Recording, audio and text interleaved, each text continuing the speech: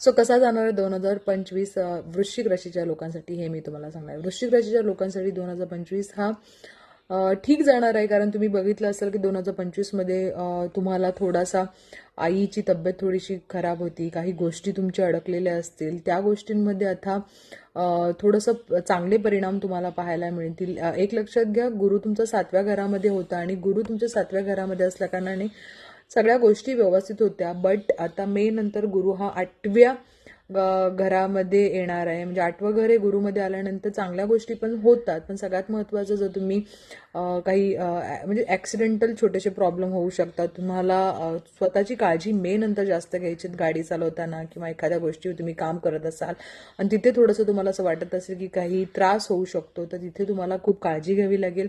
त्याचबरोबर राहू हा 4थ्या घरामध्ये केंद्रभावामध्ये राहू आणि केतू येणार आहे. त्यावेळेला मी तुम्हाला सांगेन की थोडंसं कुठलीही काम करत असाल, काही गाडी घेत असाल, काही गोष्टी तुम्ही जर ठरवल्या असतील, त्यावेळेला डॉक्युमेंट्स फक्त व्यवस्थित चेक करून ठेवा, कारण अशा वेळेला काही प्रॉब्लेम होऊ शकतो ज्याने तुम्ही म्हणजे प्रॉब्लेममध्ये येऊ शकाल.